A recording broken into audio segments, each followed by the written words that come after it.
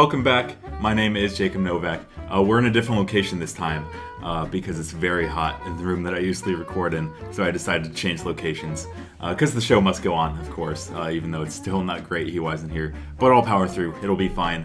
I wasn't quite sure what I wanted to talk about this week, just because we're still in that post-E3 lull. There's usually not a lot going on in the next couple weeks after E3. But then Sony did something stupid.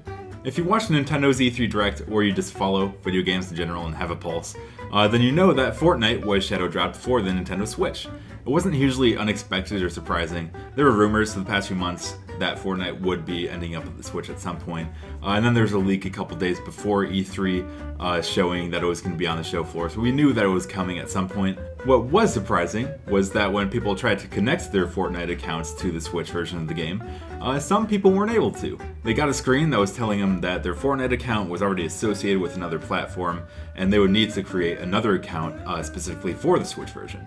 The other platform, in case you're wondering, is the PS4, and people were pissed. There's this whole Twitter movement going on called #BlameSony, and they're just venting their frustrations about the whole situation, and rightfully so, because, Sony is doing a bad thing. They are in the wrong here, and it's just weird for me to watch, because I feel like Sony usually isn't the villain. In fact, I'd go so far as to say that they're usually the hero, like the people's champion of this console generation at least. Especially in comparison to Xbox and to Nintendo, at least before the Switch happened. So I was just wondering how we got to this point, and so I decided for this week, we're going to be going back a few years and doing a little history lesson. We're going to be talking about the history of how Sony became the baddies. So the PS3 was not a failure by any stretch of the imagination, but it did falter a little bit, especially in comparison to Sony's Xbox 360 rivals. The first couple of years of the PS3, starting in 2006, were kind of rough. They had a really high price point, and not a lot of games to back it up. And so they fell behind pretty quickly in comparison to the 360. And so in 2013, when both companies were coming back to announce their new consoles for the next generation of gaming, Sony had a chip on their shoulder, kind of more to prove, and Microsoft did end up helping them, because at E3 2013, both companies were doing deep dives into what people could expect from their new consoles, and Microsoft stumbled a little bit. Their presentation focused a lot more on how you can watch TV on the Xbox One more than the games that you'll be playing themselves.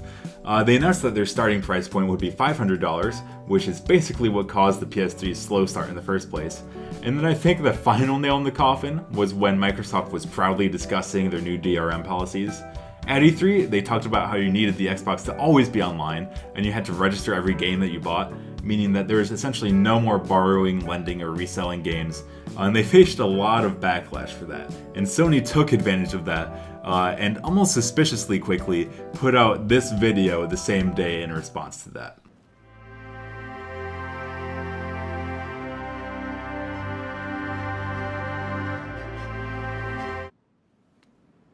Thanks. PlayStation. And that's how the PS4 has been outselling the Xbox One for the past however many years. In fact, there's a report that came out a couple months back that talked about how by the end of 2017, about 70% of consoles that were bought in the whole Xbox One PS4 war were PS4s. And that is not insignificant. And I think it's interesting to look back on how we got to this point. Ever since they launched the PS4, Sony's kind of been coasting while Microsoft and Nintendo have had their own issues to work out. Microsoft, with the Xbox, has been trying to recover from all the weird policies that they had in place when they initially announced the Xbox One. And they've been trying to get back on track in terms of their first-party gaming support and their exclusive games on that front. Meanwhile, Nintendo has been doing Nintendo things. They had to put out their own garbage can fire, and that was the Wii U. And they also had their own slew of backlash from weird policies. Probably the most well-known is their Nintendo Creators Program, where if you want to do a stream or do Let's Plays of Nintendo games on YouTube or Twitch, then you need to partner up with Nintendo and give them most of the profit. So it was easy for Sony to ride off the backs of the mistakes of others for a while there, but Sony also had their own things going on that helped propel them forward. For example, they had a lot of first-party games that were coming out. It was slow to start, but they started to get a steady stream. For example, The Order 1886 and Infamous Second Son were relatively early on in the life cycle. And then later on, they had Bloodborne, they had the Uncharted Collection and Uncharted 4. and also things like The Last Guardian and Horizon Zero Dawn, among other things, during that whole mid-section of the PS4 lifecycle. And that's not counting the crazy amount of hype surrounding things like The Last of Us Part 2, or Spider-Man, or Death Stranding, and things like that. It also had a lot to do with their public perception and the way that they were communicating with their audience. Last week I talked about how at E3, year after year, they seem to have this big blowout, and it tends to be the show of the conference. For a lot of people. And it's not even just their E3 press conferences, because they also have some pretty good press conference at things like Tokyo Game Show or Paris Games Week. And past that, they started their own event called the PlayStation Experience, or PSX, which is for the fans. And they get to come through, they play a lot of unreleased games, and they get to give their feedback. They get to sit in on a lot of developer interviews and things like that. And all these things together just really put Sony on the upswing for the better part of the generation. But in the past couple of years, there have been some things that have kind of foreshadowed where we are today. For example, last year at E3 it was announced that not only would Rocket League and Minecraft be coming to the Switch, but they would also have the ability to play across platforms. Specifically, people could play between the Switch, the Xbox One, and PC. So, when people from both the Rocket League and Minecraft camps said that they could basically just flip a switch and include the PlayStation into that mix, Eurogamer asked Jim Ryan, head of global sales and marketing for Sony, about it, and he said this: "We've got to be mindful of our responsibility to our install base. Minecraft is all ages, but it's also very young. We have a contract with the people who go online with us, that we look after them and they are within the PlayStation curated universe. Exposing what in many cases are children to external influences, we have no ability to manage or look after. It's something we have to think about very carefully." So basically, he's saying he doesn't trust the company that made Splatoon 2, even though they're the company that helped publish Bloodborne.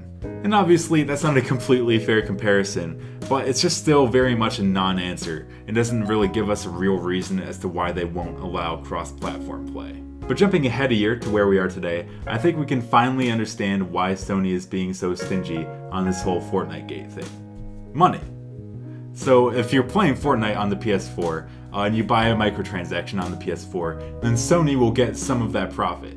But if you link your Epic Games account to maybe the Switch, and you buy a microtransaction on that, then Nintendo will get some of that profit. And apparently Sony isn't willing to let that happen. So despite all of the backlash to this policy, it's still very much the PS4 community of Fortnite versus the rest of the world community of Fortnite.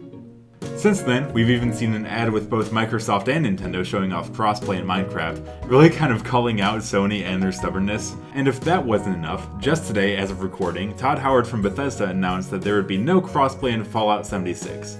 Quote, "We'd really love that, but right now we can't. Sony is not as helpful as everyone would like." So I've been trying to wrap my head around this. Like, how can the company that once made this video about Microsoft's DRM being so snarky and sarcastic be the same company that today blocks people from signing into their Fortnite accounts on other systems? And I think the conclusion that I've come to is that Sony is drunk with power. They've been the people's champion for basically the entire generation. They've been on top basically the entire time. So something changed within their mindset within the past couple of years that makes them really go after the money, really go after every cent. And of course that makes sense for a business, but still you didn't see that kind of mindset in them 3-4 years ago when the PS4 originally started. They were also willing to work with the consumer to fit around their needs. And it's fascinating because I feel like if you just shift back this scenario 3-4 years, then we'd see the complete opposite happening. With that Minecraft ad, it would be Nintendo and Sony, and then Microsoft would be on the outside looking in. People would still be pissed with their weird policies, and Sony would still be the hero. And the thing is, I don't know what's going to happen, because I would not have predicted that over the past 2-3 weeks, since this Fortnite #BlameSony thing, they still would not have course corrected by this point. And Sean Layden did end up making a short statement about it. Here's what he said. "We're hearing it. We're looking at a lot of the possibilities. You can imagine that the circumstances around that affects a lot more than just one game. I'm confident we'll get to a solution which will be understood and accepted by our gaming community, while at the same time supporting our business." And that is just as much of a non-answer as Jim Ryan's statement from last E3. So I have no idea what's going to happen next. Who knows? I have a feeling if we don't hear about this policy in the next month, if nothing changes by the end of July, I wouldn't hold your breath. I have a feeling then nothing will change. Maybe by the PS5 it'll change, but who knows by that point. But yeah, it's just sad to see Sony just make such a heel turn like this, especially since I still enjoy so much of what Sony is. The PS4 is still a great product. They make great games. Generally, they listen to the fans and answer to what they want. But it's just this one hang-up that they have that they can't really get past. But you know, it just goes to show you, in the age-old words of Aaron Eckhart, you either die a hero, or you live long enough to see yourself become the villain. That's the episode for this week. I hope you enjoyed it. Let me know in the comments what you think, whether you disagree or agree with me. Also, let me know if there are any other topics that you want me to talk about. But yeah, stay tuned to this channel for more editorials like this, hopefully weekly, maybe bi-weekly. We'll see. Also look forward to more weekly podcasts, gameplays, things like that. But yeah, until next time, thanks for watching.